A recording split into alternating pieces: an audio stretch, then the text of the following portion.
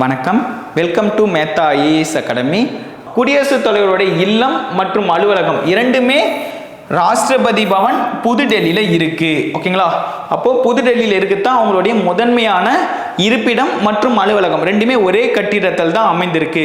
அதே போல மற்ற இடங்கள்லையும் இருப்பிடம் மற்றும் அலுவலகம் இரண்டுமே ஒரே இடத்துல இருக்கு. அது எந்தெந்த இடங்கள் அப்படின்னு பார்த்தீங்கன்னா, ரீட்ரீட் கட்டிடம் சிம்லால இருக்குங்க. ரீட்ரீட் கட்டிடம் சிம்லால இருக்கு. அதே போல ராஷ்டிரபதி நிலையம், நல்லா புரிஞ்சுங்க, ராஷ்டிரபதி பவன்னு கேட்டாங்கன்னா உங்களுக்கு புதுடெல்லின்னு ஆன்சர் தெரியணும்.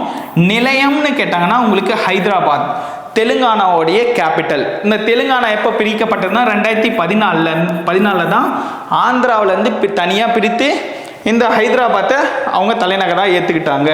உங்களுக்கான கேள்வி என்னன்னா, குடியரசுத் தலைவருடைய அந்த மன்னிப்பளிக்கும் அதிகாரம் எந்த விதியில் அதை பற்றி குறிப்பிட்டிருக்காங்க அப்படின்றத கமெண்ட் பாக்ஸில் சொல்லிடுங்க. ஆன்சர் வேணும்னாலும் கமெண்ட் பண்ணுங்க. தேங்க்யூ.